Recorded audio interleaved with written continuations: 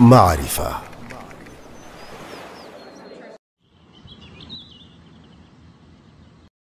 یوں تو آپ کی شخصیت محتاج تعارف نہیں، لیکن بچپن کے حالات اور گھر کے ماحول کے بارے میں آپ کچھ بتانا پسند فرمائیں تو ہماری معلومات میں مزید اضافہ ہوگا۔ میرا نام خالد سیف اللہ رحمانی ہے۔ میرے والد کا نام مولانا زین العابدین رحمۃ اللہ علیہ تھا۔ وہ بڑے عالم بھی تھے، بہت ہی زاہد، متقی اور متبع سنت مسلمان بھی، اور ساتھ ہی ساتھ گورنمنٹ طبیب بھی۔ میرے والد صاحب کو جو بڑے صاحبزادے مجھ سے پہلے پیدا ہوئے، ان کا نام انہوں نے خالد رکھا تھا،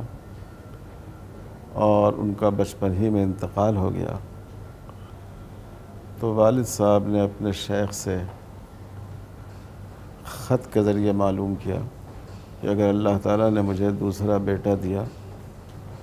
تو مجھے اس کا کیا نام رکھنا چاہیے۔ تو حضرت مولانا حسین احمد صاحب رحمۃ اللہ علیہ نے فرمایا کہ ان کا نام خالد سیف اللہ رکھنا۔ تو مجھے یہ سعادت حاصل ہے کہ میرے نام کا انتخاب کی نسبت جہاں ایک صحابی رسول سے ہے، وہیں یہ انتخاب بر صغیر کے ایک ممتاز صاحب علم، حدیث کے استاذ اور ہندوستان کی تحریک آزادی کے مرد مجاہد حضرت مولانا حسین احمد مدنی رحمۃ اللہ علیہ نے رکھا ہے۔ میرے دادا حضرت مولانا عبدالاحد صاحب، وہ بھی پیشے سے طبیب تھے اور اپنے زمانے کے بڑے علماء میں ان کا شمار تھا۔ اس زمانے میں ہندوستان کے ایک بڑے عالم شیخ الہند مولانا محمود حسن دیوبندی رحمۃ اللہ علیہ ہوا کرتے تھے، جو جنگ آزادی کے مجاہدین میں نہیں بلکہ سپہ سالاروں میں تھے، جنہوں نے مالٹا کے قید خانے میں اپنی عمر کے کچھ سال اسی کی پاداش میں گزارے، اور جنہوں نے ریشمی رومال تحریک شروع کی تھی تاکہ عسکری طاقت کے ذریعے ہندوستان کو انگریزوں سے آزاد کرایا جائے، اور وہ ہندوستان کے بڑے بڑے علماء کے استاذ اور ان کے مقتدا تھے۔ تو میرے والد صاحب ان کے شاگردوں میں تھے، اور اسی طرح حضرت مولانا رشید احمد گنگوہی رحمۃ اللہ علیہ، جو اپنے دور کے بڑے فقیہ اور فکر دیوبند کے ترجمان تھے، ان سے بھی ہمارے دادا کو کسب فیض کرنے کا موقع ملا ہے۔ اسی طرح میری دادی، وہ بھی شیخ الہند مولانا حسین احمد مدنی رحمۃ اللہ علیہ سے بیعت تھی، اور اسی طرح میرے دادا کو شیخ الہند مولانا محمود حسن صاحب کے انتقال کے بعد تحریک ندوۃ العلماء کے بانی حضرت مولانا سید محمد علی منگیری رحمۃ اللہ علیہ سے بیعت ہونے کا شرف حاصل ہوا۔ میرے والد بھی بڑے عالم تھے، اور میرے چچا حضرت مولانا قاضی مجاہد الاسلام قاسمی رحمۃ اللہ علیہ، سابق صدر all India Muslim personal law board, وہ نہ صرف ہندوستان بلکہ دنیا کے ایک مانے ہوئے فقیہ تھے۔ وہ مجمع الفقہ الاسلامی الدولی کے جدہ کے اور مجمع الفقہ الاسلامی رابطۃ العالم الاسلامی دونوں کے رکن تھے، اور انہوں نے ہی ہندوستان کی اسلامک فقہ اکیڈمی کی بنیاد رکھی۔ تو یہ اللہ تعالیٰ کا فضل و کرم ہے کہ مجھے ایک ایسے خاندان میں پیدا ہونے کا شرف حاصل ہوا جو علمی اعتبار سے، دینی اعتبار سے ایک ممتاز خاندان تھا، اور جس کو بڑی قدر و وقت کی نظر سے دیکھا جاتا تھا۔ اور ہم نے اپنے بچپن سے اپنے گھر کا جو ماحول دیکھا، میرے والد تو تھے ہی بہت دیندار، میری والدہ کو بھی ہم نے اپنے بچپن سے تہجد کی پابند، فرائض کی پابند اور کثرت سے قرآن مجید کی تلاوت کرنے والا پایا۔ تو پورے خاندان میں ایک دینی مزاج اور ایک علمی مزاج تھا، اور یقیناً میری شخصیت کی جو کچھ بھی تشکیل ہوئی اس میں میرے خاندان کے دینی،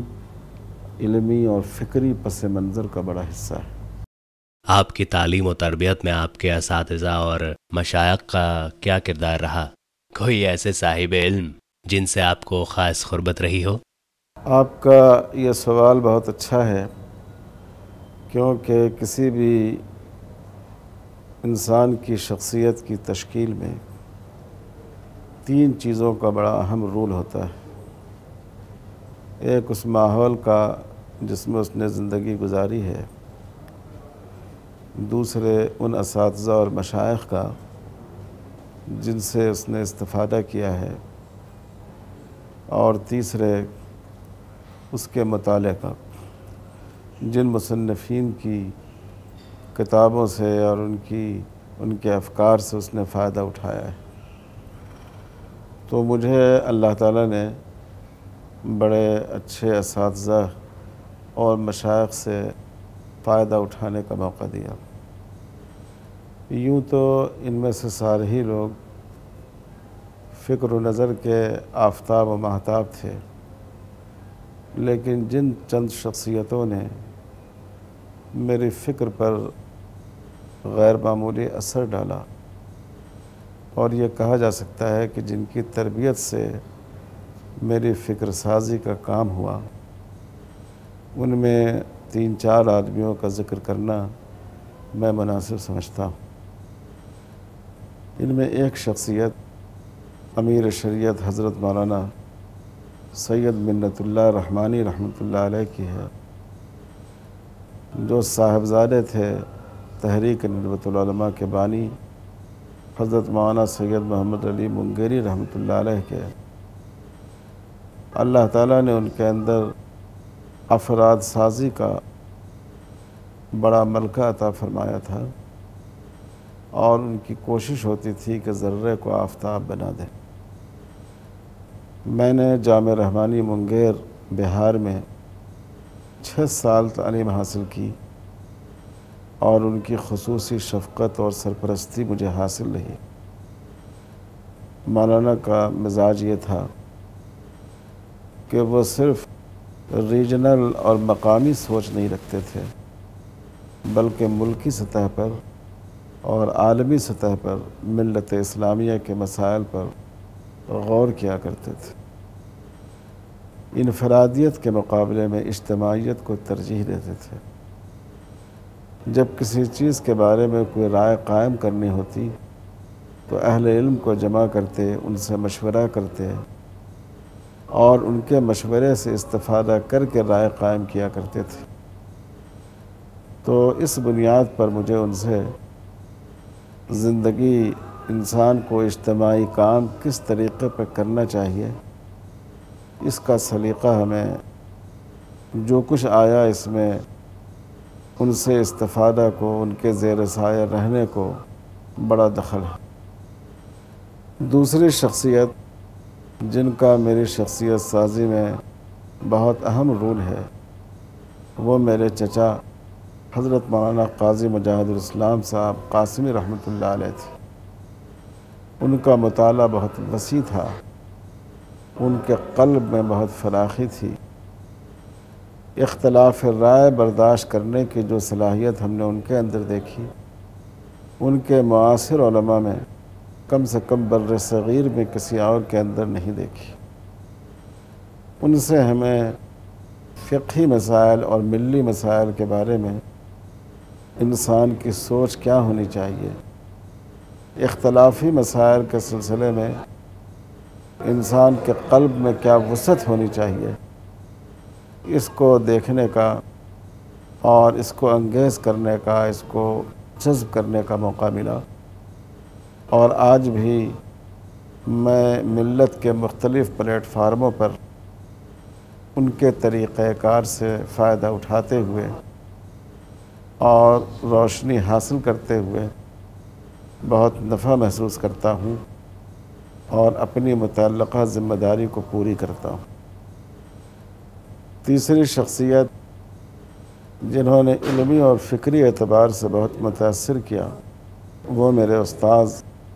حضرت مولانا سید شمس الحق صاحب رحمۃ اللہ علیہ تھے، جو جامعہ رحمانی مونگیر کے شیخ الحدیث تھے اور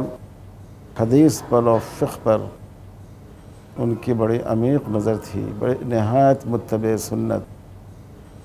اور احکام شریعت پر کے پابند، صاحب ور و تقوی۔ ان کی ایک اہم خصوصیت یہ تھی کہ وہ مسائل فقہیہ میں حدیث کو فقہ کے تابع کرنے کے بجائے فقہی مسالک کو حدیث کے تابع کر کے بیان کیا کرتے تھے،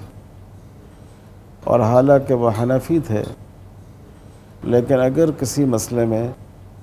ظاہر حدیث احناف کی رائے کے سے مختلف محسوس ہوتی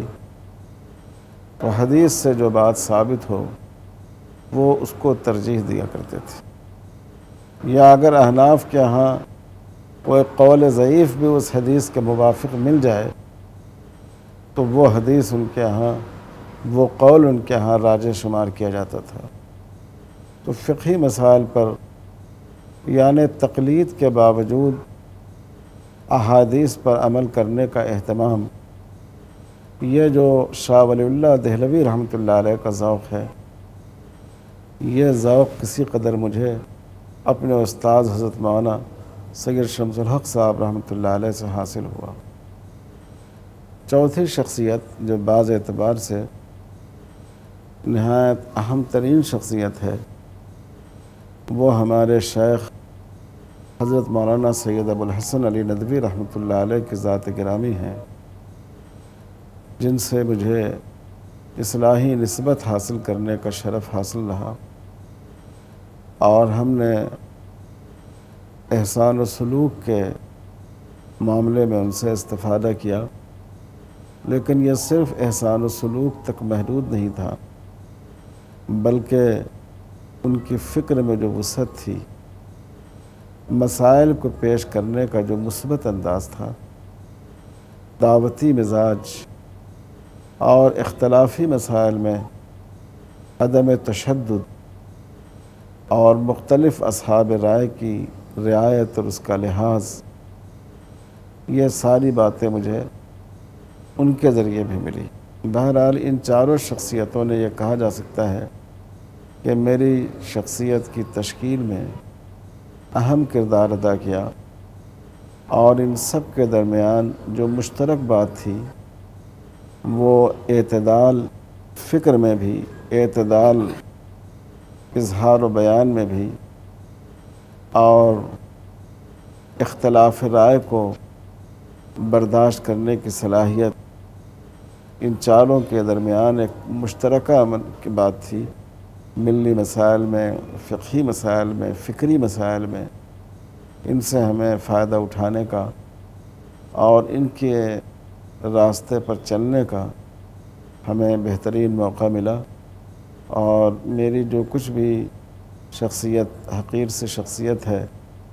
اس کی نشو و نما میں اور اس کی تشکیل میں ان حضرات کا بڑا حصہ ہے۔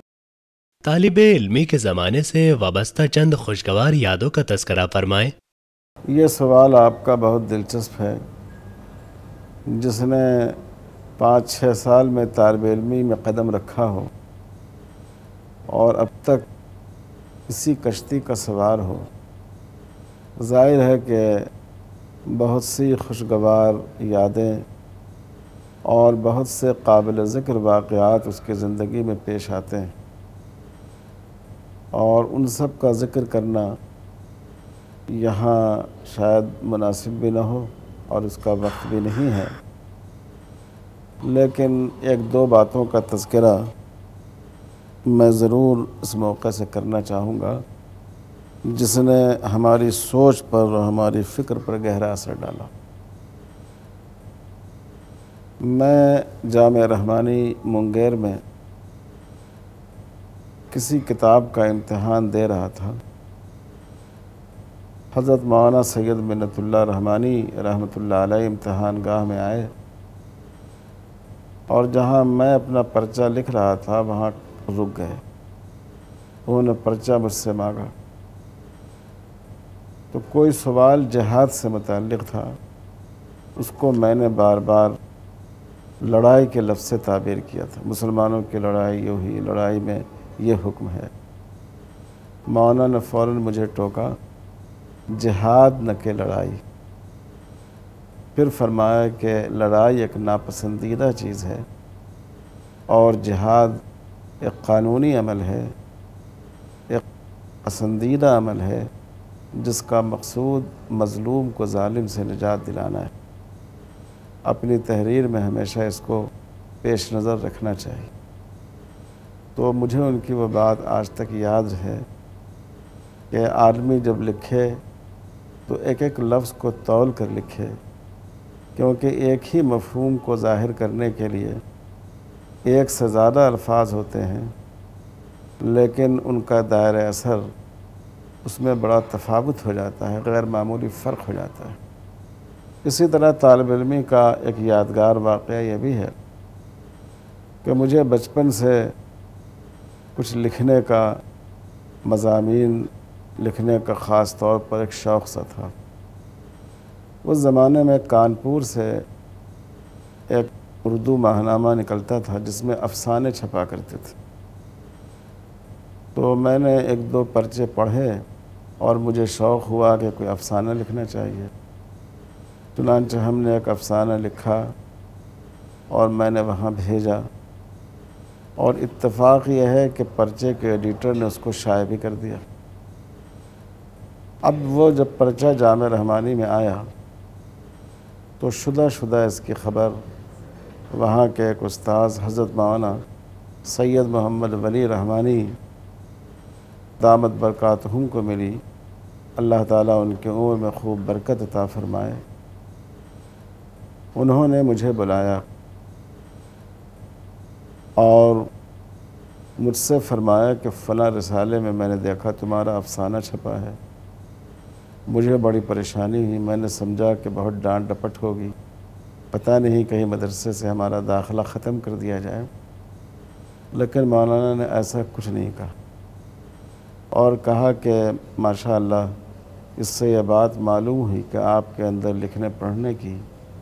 اور اپنی بات کو سلیقے سے کہنے کی صلاحیت ہے، آپ ضرور لکھیں، لیکن میں صرف اتنا کہتا ہوں کہ آپ اس کا رخ تبدیل کر لیں۔ یہ افسانے اور کہانیاں لکھنے کے بجائے آپ اپنی صلاحیت کو دینی مضامین، اخلاقی اور تعمیری مضامین لکھنے کے لیے استعمال کریں، اور دینی جرائد میں آپ کے پرچے چھپیں گے، مضامین آپ کے شائع ہوں گے، تو انشاءاللہ یہ آپ کے لیے دنیا میں بھی فائدہ مند ہوگا اور آخرت میں بھی نفع ہوگا۔ عالم کے شایان شان یہی ہے کہ وہ ایسی چیزوں پر اپنی محنت کرے۔ تو وہ دن ہے اور آج کا دن ہے، پھر میں نے کبھی ایسے موضوعات پر نہیں لکھا۔ تو میں نے ان دونوں واقعات کا ذکر اس لیے کیا ہے کہ اس نے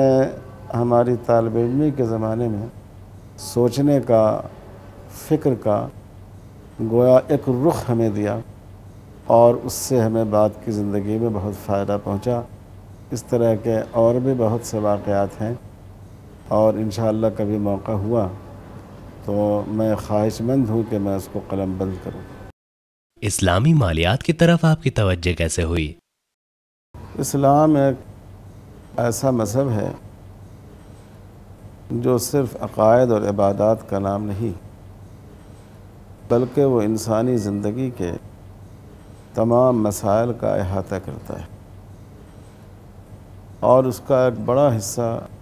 ان قوانین سے متعلق ہے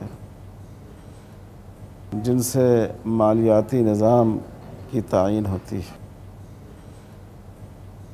اسی لیے آپ دیکھیں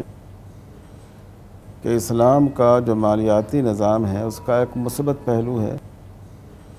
اور وہ ہے زکوٰۃ اور انفاق کا حکم، اور ایک منفی پہلو ہے اس کا، اور وہ ہے سود کی حرمت اور ان معاملات کی حرمت جن سے شریعت نے منع کیا ہے۔ تو ہم حدیث میں دیکھتے ہیں کہ ایک بہت بڑا حصہ ان احکام کے لیے مخصوص ہے جو احکام مالیات اور تجارت سے متعلق ہے۔ تو اس لیے اسلامی مالیات کی اہمیت ہر عالم کی نگاہ میں مسلم ہے، لیکن ایک اہم بات یہ ہے کہ ہر دور میں کچھ نئے مسائل پیدا ہوتے ہیں۔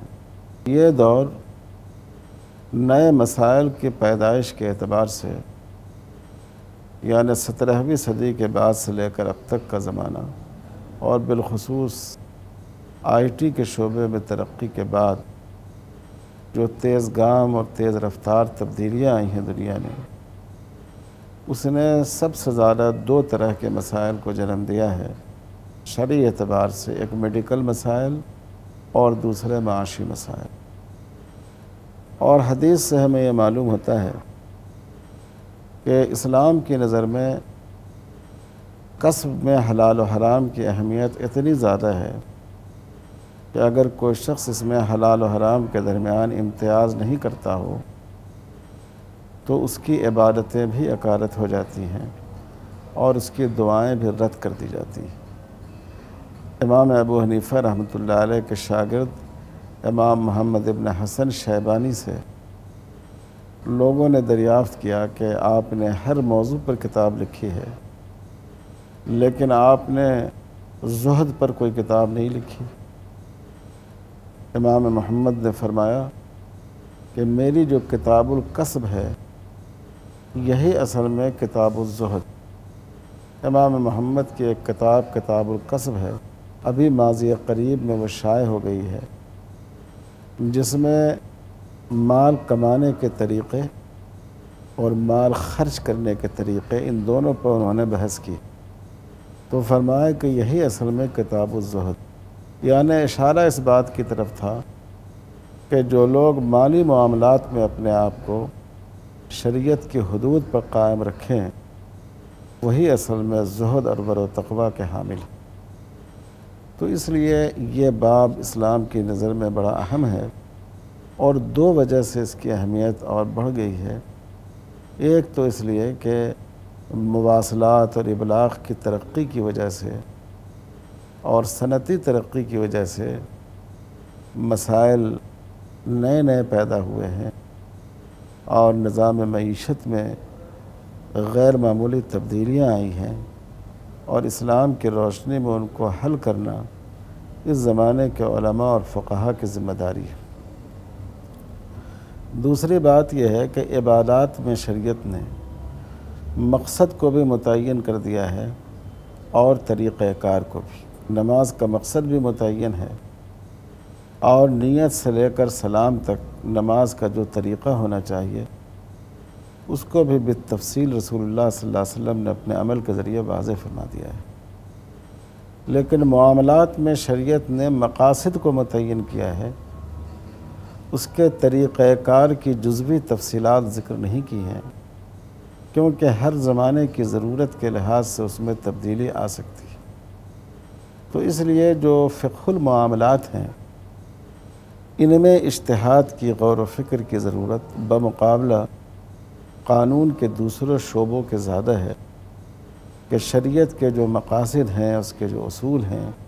اس کی جو مصلحتیں ہیں، ان کو آج کے حالات پر منطبق کیا جائے اور ان کے بارے میں حکم شرعی کی رہنمائی کی جائے۔ اس وجہ سے مجھے فقہ کے ایک طالب علم ہونے کی حیثیت سے فقہ کے اس شعبے میں اس کی طرف زیادہ توجہ بھی ہوئی، زیادہ دلچسپی بھی پیدا ہوئی۔ عالمی مالیاتی بحران کا آپ کس انداز سے تجزیہ کرتے ہیں؟ آخر وہ کیا اسباب ہیں جو اس طرح کے بحران کا سبب بنتی ہیں؟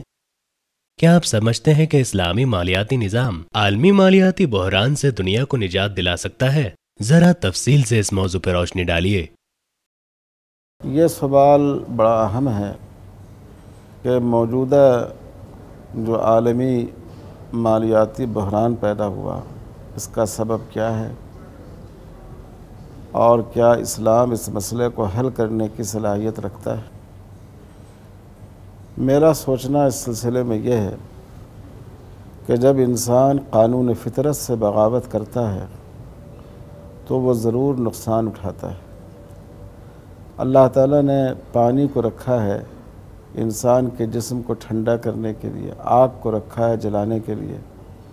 اگر کوئی آدمی پانی کے بجائے آگ سے غسل کرنے لگے تو ظاہر ہے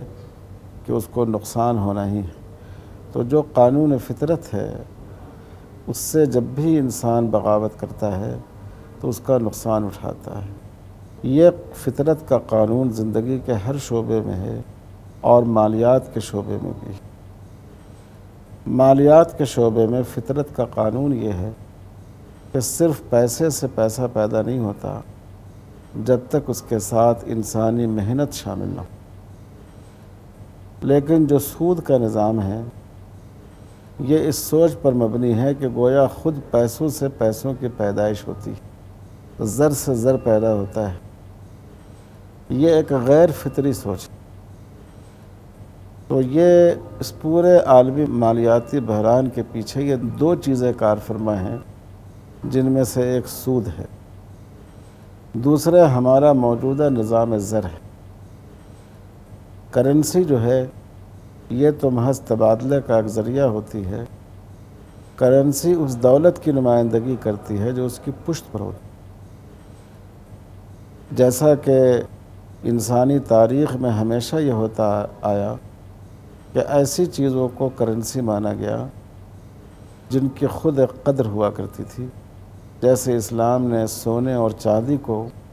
کرنسی کے حیثیت سے قبول کیا۔ لیکن اس وقت جو یہ کاغذی نوٹ ہے یہ ایک بالکل فرضی کرنسی ہے، اس کے پیچھے کوئی حقیقی دولت موجود نہیں ہے، اور یہ ایک بالکل غیر فطری چیز ہے کہ آپ کے پاس پیسے نہ ہوں، دولت نہ ہو، لیکن آپ دولت کی سرٹیفکیٹ جاری کرتے چلے جائیں۔ تو میری اپنی نگاہ میں دنیا جس مالیاتی بحران میں مبتلا ہے اور آئندہ بھی اس کے بار بار پیش آنے کا خطرہ ہے، اس کے یہ دو بنیادی اسباب ہیں۔ معیشت کی بنیاد سود پر اور کرنسی کے طور پر کاغذی نوٹوں کا استعمال، اس کے باوجود کہ اس کے پیچھے حقیقی ثمن موجود نہیں۔ اور اگر اسلامی طریقہ کار کو اختیار کیا جائے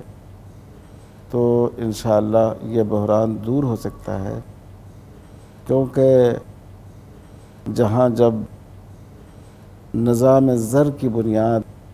حقیقی دولت پر ہو، سونے پر ہو، چاندی پر ہو، اشیاء پر ہو، تو اس وقت یہ جو روپے کا بہاؤ ہے اور ایک فرضی کرنسی ہے جس کے ذریعے ہم خرید و فروخت کر رہے ہیں، اس کا خاتمہ ہوگا، اور ہمیں یقین ہے کہ انشاءاللہ مالیاتی بحران کو دور کرنے میں یہ نہایت ہی اہم رول ادا کرے گا۔ ہم اس سلسلے میں یہی کہیں گے کہ تمام دنیا کو زر کے سلسلے میں اور سرمایہ کاری کے سلسلے میں جو اللہ تعالیٰ کا دیا ہوا جو ایک فطری قانون ہے اس کی طرف جانا چاہیے، اور زر کو اور انسانی محنت کو برابر کا درجہ دیا جانا چاہیے، تاکہ یہ سود کا اور غریبوں کا استحصال کا خاتمہ ہو۔ آپ کی نظر میں اسلامی مالیاتی اداروں کی توجہ شرکت اور مضاربت کی طرف زیادہ ہونی چاہیے یا پھر معاملات دین کی طرف جیسے مرابحہ؟ یہ سوال بھی بہت اہم ہے کہ اسلامی مالیاتی اداروں کی توجہ شرکت و مضاربت کی طرف بہت کم ہے، اور جو اسلام کا جو اصل میں اسلام میں استثمار کے طریقے ہیں اس کے برخلاف مرابحہ اور ایسی چیزوں کی طرف زیادہ ہے جس میں نقصان کے خطرے کو کم سے کم قبول کرنے کی نوبت آتی ہے۔ یہ ایک بڑا اہم سوال ہے۔ ایک عبوری دور کے لیے تو یہ بات قبول کی جا سکتی ہے کہ مرابحہ اور اجارہ اس کو تمویل کا وسیلہ بنایا جائے، کیونکہ لوگوں کا ذہن سود خارانہ نظام کی وجہ سے کچھ اس طرح کا ہو گیا ہے کہ وہ نقصان کا نام بھی سننا نہیں چاہتا۔ تو چونکہ مرابحہ وغیرہ میں نقصان کا خطرہ کم ہوتا ہے، ایک عبوری طور پر اس سے فائدہ اٹھایا جائے، لیکن اسلام میں جو معیاری طریقہ ہے سرمایہ کاری کا وہ شرکت و مضاربت کا ہے، اور میں سمجھتا ہوں کہ اسلامی مالیاتی اداروں کو اس کی طرف توجہ دینی چاہیے۔ اس میں خطرہ بھی زیادہ ہے اور اس میں نفع کے مواقع بھی زیادہ ہیں، تو ان کی طرف توجہ دی جانی چاہیے۔ لیکن آپ جانتے ہیں کہ کوئی بھی کام جب شروع ہوتا ہے تو اس میں ایک عبوری دور ہوتا ہے اور ایک وہ دور ہوتا ہے جب اس کی نشو و نما اچھی طرح ہو جاتی ہے، اس میں استحکام پیدا ہو جاتا ہے۔ تو مجھے امید ہے کہ ایک عبوری دور کی حیثیت سے ایسے طریقوں کو ہم استعمال کر رہے ہیں، اور ہمیں بتدریج اسلامک انویسٹمنٹ کو زیادہ سے زیادہ شرکت اور مضاربت کی طرف لے جانا چاہیے۔ ایک خیال یہ ہے کہ موجودہ اسلامی مالیاتی ادارے مقاصد شریعت کے حصول میں کامیاب نہیں ہو رہے ہیں، کیا آپ اس سے متفق ہیں؟ یہ بات کہ موجودہ اسلامی ادارے شریعت کے مقاصد کے حصول میں کامیاب نہیں ہو رہے ہیں، نہ مجھے اس سے پورا اتفاق ہے اور نہ مجھے اس سے مکمل انکار ہے۔ دیکھیے، شریعت کا مقصد یہ ہے کہ اس طریقے پر آدمی پیسہ حاصل کرے جو شریعت کے احکام کے دائرے میں ہو۔ شریعت میں مقاصد کی بھی اہمیت ہوتی ہے اور شکل کی بھی اہمیت ہوتی ہے، اشکال کی بھی اہمیت ہوتی ہے۔ تو اگر کوئی شکل ایسی ہے جو شریعت کے دائرے میں آتی ہو تو ہم یہ کہیں گے کہ یہ شریعت کے مطابق ہے، اور اگر اس میں دونوں پہلو پایا جاتا ہو، طریقہ کار بھی، اس کی شکل بھی پوری طرح شریعت کے مطابق ہو، اور شریعت کے جو بنیادی مقاصد ہیں وہ ان کو بھی پورا کرتی ہو، تو ہم یہ کہیں گے کہ یہ معیاری اور اعلیٰ ترین طریقہ ہے جو ہمیں اختیار کرنا چاہیے۔ تو جو یہ سوال اصل میں پچھلے سوال سے جڑا ہوا ہے کہ اصل میں تو شریعت کے مقاصد اس وقت پورے ہوں گے جب ہم شرکت و مضاربت کو زیادہ سے زیادہ تمویل میں اور استثمار میں اس کو داخل کریں، جس میں آدمی نقصان کے خطرے کو قبول کرے، کیونکہ رسول اللہ صلی اللہ علیہ وسلم کا منشا یہ تھا کہ آدمی ایسا نفع حاصل کرے جس کے نقصان کے خطرے کو اس کو قبول کیا ہو اس نے۔ اسی لیے آپ نے ربح ما لم یضمن، ایسے نفع سے منع فرمایا جس میں نقصان کا خطرہ قبول نہیں کیا گیا ہو۔ تو ہمیں اس کے لیے کوشش جاری رکھنا چاہیے، لیکن مرابحہ ہے، اجارہ ہے، شرکت متناقصہ ہے، سلم اور استثناء کی وہ شکلیں ہیں جس کو اس وقت اسلامی مالیاتی ادارے استعمال کرتے ہیں، یہ سب بھی شرعی احکام کے دائرے ہی میں ہیں، اس لیے ہم ان کو شریعت کے مقاصد سے بالکل باہر نہیں کہہ سکتے۔ اسلامی مالیات کی ترقی میں شرعیہ اسکالرز اور دیگر اصحاب فن کا کیا رول ہو سکتا ہے؟ یہ واقعی بڑی اہم بات ہے، سوچنے کی بات بھی ہے، اور اس سلسلے میں ہمیں افراد کار تیار کرنا چاہیے۔ کسی بھی کام کی ترقی میں اس کے پیچھے جو فکری اثاثہ ہوتا ہے اس کی بڑی اہمیت ہوتی ہے۔ تو اس میں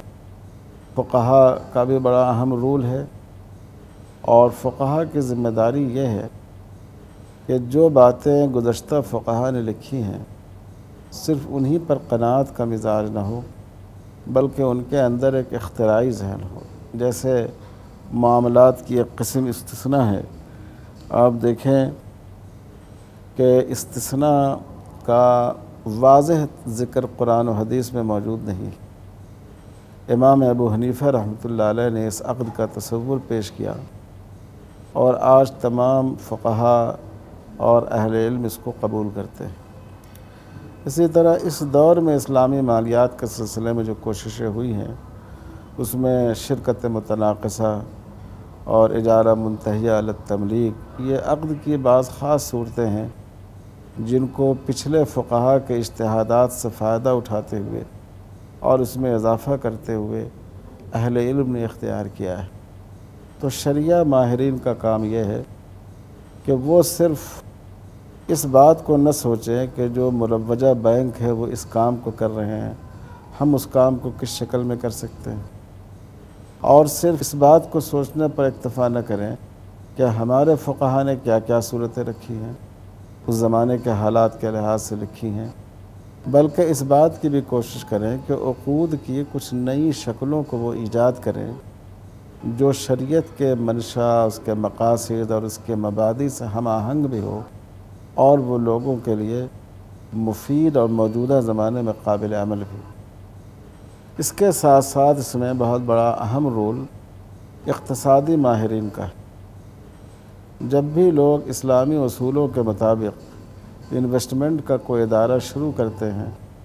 تو میں ایسے دوستوں سے ہمیشہ یہ کہتا ہوں کہ آپ صرف ماہرین شریعت، اچھے ماہرین شریعت کو مقرر کرنے اور ان کو لانے پر اکتفا نہ کریں، بلکہ بعض جہتوں سے اس سے زیادہ اہم یہ ہے کہ آپ اچھے ماہرین معاشیات کو بھی لائیں، کیونکہ اگر آپ نے ایک چیز کو شریعت کے نام پر شروع کیا لیکن اقتصادی جہت سے کمزوریوں کی وجہ سے وہ کام ناکام ہو گیا تو اس کی ناکامی صرف آپ کی طرف منسوب نہیں ہوتی ہے بلکہ شریعت کی طرف منسوب ہو جاتی ہے۔ اس لیے میں سمجھتا ہوں کہ جتنا اہم رول اس میں شریعہ اسکالرز کا ہے اتنا ہی اہم رول اس میں ماہرین معاشیات کا بھی ہے۔ یہ دونوں مل کر ہی اس مقصد کو حاصل کر سکتے ہیں اور اس کو کامیاب کر سکتے ہیں۔ اسی طرح اس میں ایک بڑا اہم رول ماہرین قانون کا بھی ہے، خاص کر ایسے ممالک جہاں باضابطہ پارلیمنٹ کے ذریعے اسلامک بینکنگ کا کوئی قانون موجود نہیں ہو، وہاں ماہرین قانون کا بہت اہم کردار ہے کہ وہ اس ملک کے مالیاتی قانون کے دائرے میں رہتے ہوئے اسلامی انویسٹمنٹ کے کیا کیا طریقے اختیار کیے جا سکتے ہیں اور ان کا کیا طریقہ کار ہونا چاہیے، اس کا کیا ماڈل ہونا چاہیے، وہ اس پر غور کریں اور اس سلسلے میں اسلامی مالیاتی اداروں کی مدد کریں۔ مختلف اداروں کے ذریعے اسلامی مالیاتی اداروں کے لیے بنائے جانے والے شریعہ سٹینڈرڈز کے اندر ہم آہنگی ہونی چاہیے۔ اگر آپ کا جواب مثبت ہے تو اس کو کس طرح حاصل کیا جا سکتا ہے؟ یہ سوال فقہی اعتبار سے میں سمجھتا ہوں کہ یہ بڑا اہم ہے کہ جو شرعی معیارات ہیں، مقاییس ہیں، ان میں ہمارے یہاں اب تک وحدت نہیں پائی جاتی ہے۔ دنیا کے مختلف ملکوں میں، بلکہ ایک ہی ملک کے مختلف اداروں میں اور ان اداروں کے شرعیہ بورڈ میں جو معیارات مقرر کیے گئے ہیں ان میں خاصا اختلاف پایا جاتا ہے، اور میں اپنے تئیں یہ سمجھتا ہوں کہ اس اختلاف کی وجہ یہ ہے کہ ایک شکل تو یہ ہے کہ آپ ایک نظام اور سسٹم کو بنائیں، اور دوسری صورت یہ ہے کہ آپ ایک بنے ہوئے نظام کا حصہ ہوں اور اس میں کسی طرح آپ اپنے مقصد کو حاصل کریں۔ تو اسلامی معاشیات کے معاملے میں ابھی ہم لوگ اس دوسرے جو جہت ہم نے ذکر کیا اس مرحلے میں ہیں کہ خود ہمارے مسلم ممالک میں وہاں کی پارلیمنٹ کے ذریعے، سوائے ملیشیا یا ہو سکتا ہے سوڈان یا ایک مسلم ملک کے علاوہ، کوئی ایسی قانون سازی نہیں ہوئی کہ اسلامی اصولوں پر ایک پورے نظام کی تشکیل ہو۔ جو مغربی نظام بنا ہوا ہے اسی میں ہم کسی طرح اس کو فٹ کرنے کی کوشش کرتے ہیں، اور اس کوشش کے لحاظ سے مختلف ملکوں کے حالات چونکہ مختلف ہیں اس لیے معیارات میں بھی فرق واقع ہوتا ہے۔ تو یہ ایک فطری وجہ میں سمجھتا ہوں یہ اس بات کی ہے کہ جو اختلافات ہیں اس میں، اور کچھ اس اختلاف کی بنیاد اجتہاد بھی ہے، کیونکہ یہ جو بہت سے مسائل وہ ہیں کہ ہمارے قدیم فقہا کی صراحت اس میں موجود نہیں ہیں۔ اس دور کے علماء نے کتاب و سنت کی روح اور سلف صالحین کے اجتہادات کو سامنے رکھ کر اس میں کوئی معیار قائم کرنے کی کوشش کی ہے۔ اس میں اختلاف رائے بھی ہو سکتا ہے، لیکن میں سمجھتا ہوں کہ اس بات کی کوشش ہونی چاہیے، خاص کر جو عالمی سطح کی مجامع فقہیہ ہیں، جیسے مجمع الفقہ الاسلامی رابطہ عالم اسلامی ہے، مجمع الفقہ الاسلامی الدولی جدہ ہے، ایسے اداروں کو یہ چاہیے کہ جتنے مالیاتی ادارے ہیں، جتنے شرعیہ بورڈ ہیں، انہوں نے جو معیارات مقرر کیے ہیں ان کے ذمہ داروں کو وہ جمع کریں، اور جمع کر کے کوشش کریں کہ زیادہ سے زیادہ جو معاییر ہیں شریعت کے ان پر لوگوں کا اتفاق ہو جائے، تو اس سے تمام لوگوں کو کام کرنے میں سہولت ہوگی اور وہ پوری دنیا کے لیے ایک معیار بن جائے گا۔ تو شرعیہ بورڈ کا کام صرف نگرانی ہوگی کہ یہ ادارہ ان اصولوں کے مطابق کام کر رہا یا نہیں، ان میں سے ہر ایک کو اپنے اپنے طور پر ان اصولوں کے بارے میں غور کرنے کی ضرورت پیش نہیں آئے گی۔ تو یہ ایک بڑی اہم ضرورت ہے اور اس کی طرف توجہ ہونی چاہیے، لیکن جو اختلاف پایا جاتا ہے وہ بلا سبب نہیں ہے، اس کے کچھ اسباب ہیں جن کی طرف میں نے آپ کی توجہ دلائی۔ خصوصیت سے دینی مدارس کے اندر اسلامی مالیات کی تعلیم کو کیسے مؤثر بنایا جا سکتا ہے؟ دینی مدارس کا بنیادی طور پر 3 مقاصد ہیں۔ پہلا مقصد ہے اسلام کی حدود اربع کی حفاظت، دوسرا مقصد ہے اسلام کی دعوت و اشاعت، اور تیسرا مقصد ہے اسلام کی تشریح و توضیح۔ یہ جو تیسرا مقصد ہے اسلام کی تشریح و توضیح، یہ مقصد حاصل نہیں ہو سکتا جب تک کہ وہ اپنے دور میں پیدا ہونے والے مسائل سے واقف نہ ہوں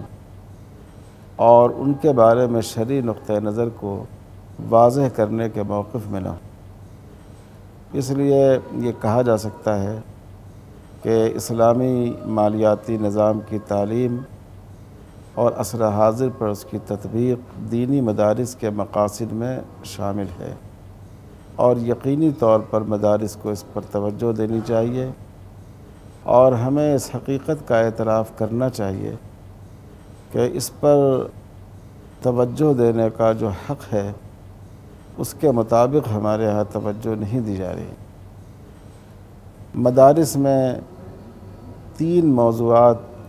اس پہلو سے داخل ہونے چاہیے۔ ایک تو نفس معاشیات، کیونکہ جب تک آدمی صورت مسئلہ سے واقف نہ ہو وہ حکم مسئلہ بھی صحیح طور پر نہیں بتا سکتا۔ درست حکم شرعی تک پہنچنے کے لیے ضروری ہے کہ وہ مسئلے کی بنیاد اور اس کے اصل صورت سے واقف ہو، اور اس کے لیے ضروری ہے کہ معاشیات کا مضمون باضابطہ مدرسوں میں پڑھایا جائے۔ جیسے کسی زمانے میں منطق اور فلسفے کی کتابیں پڑھائی جاتی تھیں، اس زمانے کی ضرورتوں کو سمجھنے کے لیے، طرز استدلال کو سمجھنے کے لیے، اسی طرح بلکہ اس سے بڑھ کر اس زمانے میں ضرورت ہے کہ ہمارے طلباء کو معاشیات پڑھائی جائے۔ دوسری ضرورت یہ ہے کہ جو ہمارے ہاں فقہ کا ایک شعبہ ہے، قواعد فقہ، یہ بہت اہمیت کے حامل ہیں۔ ان سے شریعت اسلامی کا مزاج و مذاق معلوم ہوتا ہے۔ تو خاص کر جو قواعد مالیہ ہیں، مالیات سے متعلق جو شرعی قواعد ہیں، ان کی تعلیم ہونی چاہیے۔ اور تیسرے جو موجودہ مالیاتی ادارے ہیں ان کا اسلامی متبادل، خاص کر اسلامک بینکنگ ہے، اسلامک انشورنس ہے، اور اسٹاک ایکسچینج میں شریعت کے معیارات ہیں، تو ان سے ضرور طلباء کو واقف ہونا چاہیے، اور ایک مستقل مضمون کے حیثیت سے اس کو کورس کا حصہ ہونا چاہیے۔ تو اس پر بہت زیادہ توجہ کی ضرورت ہے، اور خدا کرے کہ ہمارے مدارس اس پر متوجہ ہوں، کیونکہ فقہا کا قول مشہور ہے، من لم یعرف اہل زمانی فہو جاہل۔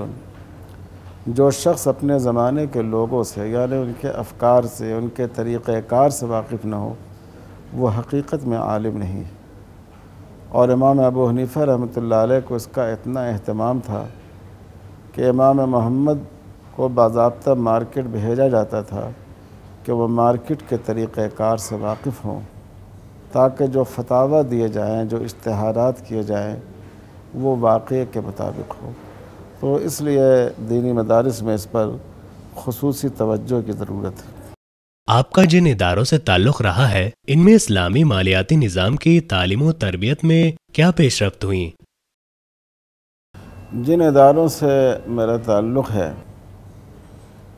ان میں اسلامی مالیات پر علمی کاوشوں کے سلسلے میں خاص طور پر 2-3 اداروں کا ذکر کروں گا۔ ان میں ایک اسلامک فقہ اکیڈمی انڈیا ہے، جس کے ہر سال انٹرنیشنل سیمینار ہوتے ہیں۔ اکیڈمی مالیاتی مسائل کو بڑی اہمیت دیتی ہے اور 1 درجن سے زیادہ جدید مالیاتی مسائل پر اکیڈمی کے سیمینار منعقد ہو چکے ہیں۔ اس کے علاوہ ہندوستان کے دائرے میں رہتے ہوئے بینکنگ قانون یا کمپنیز ایکٹ سے استفادہ کرتے ہوئے ہندوستان میں کس طرح اسلامک فائنانس کو قابل عمل بنایا جائے، اس موضوع پر اکیڈمی نے بڑا اہم کام کیا ہے۔ اس کے لیے اکیڈمی نے شریعہ کے ماہرین اور معیشت کے ماہرین کا ایک گروپ ترتیب دیا تھا، جس نے کئی سال تک اس پر غور کیا اور اس کے لیے ایک رپورٹ مرتب کی، اور آخری اجلاس جس میں اس رپورٹ کو منظوری دی گئی، اس میں دنیا کے 2 بڑے ماہرین اسلامی معاشیات، پڑوسی ملک پاکستان سے مولانا محمد تقی عثمانی اور سعودی عرب سے ڈاکٹر انس زرقاء بھی شریک تھے۔ ان حضرات نے بھی اس رپورٹ کو بہت سراہا، میں بھی اس کمیٹی کا ممبر تھا۔ تو اکیڈمی کا بڑا اہم رول ہے ملک میں اس مسئلے کی طرف لوگوں کو متوجہ کرنے میں، ان موضوعات پر غور و فکر کا موقع فراہم کرنے میں، اور ہندوستانی قانون کے دائرے میں رہتے ہوئے اس کی امکانی شکلوں کی رہنمائی کرنے میں۔ ہندوستان میں دوسرا ادارہ جس نے اس سلسلے میں بڑی اہم خدمت انجام دی ہے وہ تاسیس ہے، تقویٰ ایڈوائزری بورڈ، جس کے ذمہ داروں میں جناب محمد حسین کھٹکھٹے اور ڈاکٹر شارق نثار ہیں، اور جس کے ایڈوائزری بورڈ میں بھی شامل ہوں، اور 2 اور ممتاز علماء ہیں، جن میں سے ایک کا تعلق برطانیہ سے ہے، مفتی محمد برکت اللہ قاسمی، اور ایک کا تعلق کینیڈا سے ہے، مولانا مسعود رشید ندوی۔ خاص کر شیئر مارکیٹ کے سلسلے میں ہندوستان کے پس منظر میں کیا معیارات ہونے چاہیے، کسی کمپنی کو شریعہ موافق یا شریعہ سے قریب قرار دینے میں، اس سلسلے میں تاسیس کی بڑی خدمت ہے۔ اور اس وقت جو شیئر مارکیٹ میں شریعہ انڈیکس 50 کا سلسلہ جو شروع ہوا ہے، وہ بھی تاسیسی کی کوششوں سے شروع ہوا ہے، اور تاسیس اس بات کے لیے کوشاں ہے کہ ہندوستان میں اسلامی اصولوں کے مطابق انویسٹمنٹ اور تکافل اور پینشن وغیرہ کی اسکیم کو مختلف اداروں کے ذریعے شروع کرائے، اور جنرل انشورنس کمپنی میں ری انشورنس کے لیے اسلامی طریقہ کار میں بھی وہ مدد دے رہی ہے۔ تو یہ دوسرا ادارہ ہے جس نے ہندوستان میں اسلامک فائنانس میں سمجھتا ہوں کہ اس کو فروغ دینے میں، اس کو قابل عمل بنانے میں اور اس کے تئیں فکری بیداری پیدا کرنے میں ایک اہم رول ادا کر رہا ہے۔ تیسرا ادارہ جس سے میرا تعلق ہے المعہد العالی الاسلامی حیدرآباد ہے، جہاں دینی مدارس کے فضلاء کو تربیت دی جاتی ہے۔ یہاں جو تربیت افتاء کا کورس ہے اس کے سال دوم میں ایک مستقل موضوع اقتصاد اسلامی کا رکھا گیا ہے، جس میں اسلامک بینکنگ، اسلامک انشورنس اور شیئرز کی خرید و فروخت کے بارے میں اسلامی اصولوں پر طلباء کو پڑھایا جاتا ہے، اور جو لوگ کہ افتاء کا کورس کر رہے ہیں، جو مفتی بن رہے ہیں، ان کو اس سلسلے میں واقف کرایا جاتا ہے۔ تو اس طرح یہ 3 ادارے ان اداروں میں سے جن سے ہمارا تعلق ہے، یہ کہا جا سکتا ہے کہ ہندوستان میں اسلامک فائنانس کی تعلیم اور اس کی تربیت کو فروغ دینے میں اہم کردار ادا کر رہے ہیں۔ المعہد العالی الاسلامی سے مختلف اسکالرز نے مضاربہ پر، شرکت پر، مرابحہ پر، اجارہ پر، سلم و استثناء پر، اجارہ پر، قمار پر، ربا پر، ان موضوعات پر موجودہ عہد کے مسائل کو چھیڑتے ہوئے اپنے مقالات اردو زبان میں اپنی تفصیلی بحوث بھی لکھی ہیں، جو طبع ہو چکی ہیں اور جن کو پورے ملک میں پسندیدگی کی نظر سے دیکھا جا رہا ہے۔ اسلامی مالیاتی اداروں اور اسلامی بینکس کو درپیش وہ کون سے بڑے خطرات ہیں جن کا ازالہ آپ کی نظر میں فی الفور ضروری ہے؟ یہ بھی بڑا اہم سوال ہے۔ میری نگاہ میں سب سے اہم ضرورت تو اس سلسلے میں یہ ہے کہ مسلمانوں کا یہ ذہن بنایا جائے کہ سرمایہ کاری اور نفع کے حاصل کرنے کے سلسلے میں وہ شریعت کے مزاج کو قبول کریں۔ بینک کا چونکہ نظام اس پر مبنی ہے کہ وہ جن کو قرض دیتا ہے ان سے انٹرسٹ لیتا ہے، اور جن سے قرض لیتا ہے ان کو انٹرسٹ دیتا ہے، اس میں نقصان کا کوئی رسک نہیں ہے، اور بینک ہماری زندگی کا ایک حصہ بن چکا ہے۔ تو اس کا نتیجہ یہ ہے کہ مسلمانوں کی سوچ بھی کچھ اس طرح کی بن گئی کہ ہم کو بالکل نقصان نہیں ہونا چاہیے، ہمارا اصل سرمایہ محفوظ ہونا چاہیے۔ میں سمجھتا ہوں علماء کی اور اصحاب افتاء کی، اہل علم کی، دینی مصلحین کی یہ ذمہ داری ہے کہ وہ مسلمانوں کا یہ ذہن بنائیں کہ اپنے سرمایہ کا محفوظ رہنا اصل نہیں ہے، ہماری سرمایہ کاری شریعت کے دائرے میں ہو، حلال طریقے پر ہو، حرام طریقے پر نہ ہو، اس کی زیادہ اہمیت ہے۔ تو ایک تو یہ ہے۔ دوسرے، میرا ایک احساس یہ ہے کہ ہمارے بہت سے جو اسلامی مالیاتی ادارے ہیں وہ اس بات کی کوشش کرتے ہیں کہ کم سے کم مدت میں جو ہمارے سرمایہ کار ہیں ان کو زیادہ سے زیادہ نفع دیا جائے، عام بینکوں کے مقابلے ان کے نفع کی شرح زیادہ ہو۔ تو اس کا نتیجہ یہ ہے کہ مجھے کئی جگہ اس کا تجربہ ہوا، برطانیہ میں لوگوں نے کہا، کینیڈا میں لوگوں نے کہا، اور بھی بعض ملکوں میں جہاں اسلامی مالیاتی ادارے قائم ہیں، کہ انہیں لوگوں کو جو عام بینک ہیں ان کے مقابلے میں اسلامک بینکوں میں یعنی زیادہ نفع حاصل کرنے کا مزاج لوگ محسوس کرتے ہیں۔ یعنی مثال کے طور پر اگر کوئی آدمی ہوم لون لے عام بینکوں سے تو کم پیسے اس پر عائد ہوتے ہیں بمقابلہ اس کے کہ وہ مرابحہ کے ذریعہ یا شرکت متناقصہ کے ذریعہ وہ کوئی مکان خرید کرنا چاہے۔ اگر وہ کسی عام فائنانس کمپنی کے ذریعے گاڑی خریدنا چاہے تو اس میں اس کو کم قیمت پڑتی ہے بمقابلہ اس کے کہ کسی اسلامی مالیاتی ادارے کے ذریعے وہ مرابحہ کرے یا اجارہ منتہیہ علی التملیک کرے۔ تو اس سے لوگوں میں ایک سوچ یہ پیدا ہو رہی ہے کہ پھر اسلامک بینک کے پاس ہمارے جانے کا کیا فائدہ ہے۔ میں سمجھتا ہوں کہ اس میں شریعت کا ظاہر کوئی قصور نہیں ہے۔ یہ جو جذبہ ہے اسلامی مالیاتی اداروں کا کہ ہم کم سے کم وقت میں زیادہ سے زیادہ نفع حاصل کریں اور عام بینکوں کے مقابلے ہم اپنے گاہکوں کو زیادہ نفع پہنچائیں اور ان کو یہ بتائیں کہ ہمارے ہاں نقصان کا رسک بالکل نہیں ہے، تو اس وجہ سے اس طرح کی بات ہر جگہ سنی جا رہی ہے۔ تو اس پر بھی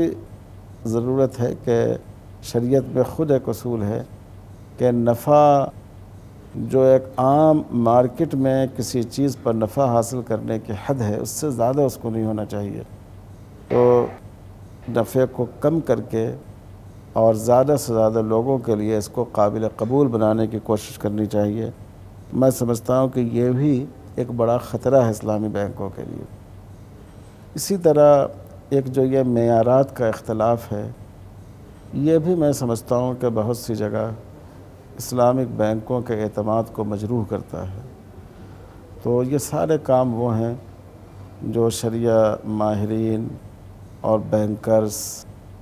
ماہرین معاشیات یہ سر جوڑ کر بیٹھے ہیں اور اس کو اگر طے کریں تو یہ سارے مسائل حل ہو سکتے ہیں۔ ہماری نظر اس بات پر ہونی چاہیے کہ ہم ایک ایسا مالیاتی نظام دیں جو واقعی ایک متبادل نظام ہو، جو لوگوں کی ضرورت کو بھی پورا کرتا ہو اور جو سرمایہ حاصل کرنے والوں کے لیے بوجھ بھی نہ بن جاتا ہو۔ ہندوستان میں اسلامی بینکس اور اسلامی مالیاتی اداروں کے قیام کے کیا امکانات ہیں، اور یہ نظام ہندوستان کی معاشی ترقی میں کیا کردار ادا کر سکتا ہے؟ یہ سوال آپ کا بڑا اہم ہے ہندوستان کے پس منظر میں کہ ہندوستان میں اسلامی بینک کے قیام کے کیا امکانات ہیں اور ہندوستان کی معاشی ترقی میں اس کی کیا اہمیت ہے۔ لیکن اس سے پہلے میں ایک بات اور عرض کرنا چاہتا ہوں کہ ہمارے فقہا کے ہاں ایک اصطلاح دارالحرب کی آتی ہے۔ دارالحرب سے مراد ایسا ملک ہے، حرب کے معنی ہی جنگ کے ہیں، دارالحرب سے مراد ایسا ملک ہے جہاں مسلمانوں کو بنیادی مذہبی آزادی حاصل نہیں۔ ایسی جگہوں میں کیا ان کے لیے سود حاصل کرنا اور جو شرعی نقطہ نظر سے فاسد عقود ہیں، عقود فاسدہ ہیں، ان کے ذریعے مال کمانا اور لوگوں کو دھوکہ دیے بغیر ان سے مال حاصل کرنا، نفع حاصل کرنا، کیا یہ جائز ہوگا؟ اس میں اختلاف ہے۔ امام مالک، امام شافعی، امام احمد اور جمہور فقہا کا مسلک یہ ہے کہ چاہے دارالحرب ہو یا دارالاسلام ہو، سود ہر جگہ حرام ہوگا، کیونکہ اللہ تعالیٰ نے اپنی کتاب میں سود کو مطلقاً حرام قرار دیا ہے اور اس میں کسی خاص جگہ کی قید نہیں رکھی۔ امام ابو حنیفہ رحمۃ اللہ علیہ کی رائے یہ ہے کہ دارالحرب میں اگر آدمی کم پیسے دے کر زیادہ پیسے حاصل کرے تو یہ سود ہے ہی نہیں، یہ سود کے دائرے میں نہیں آتا ہے اور اس لیے اس کی اجازت۔ لیکن دو باتیں قابل توجہ ہیں۔ ایک تو یہ ہے کہ امام ابو حنیفہ رحمۃ اللہ علیہ کے اس قول پر عام طور پر علماء احناف نے فتویٰ نہیں دیا ہے، کیونکہ اگر اس کے جائز ہونے کا فتویٰ دیا جائے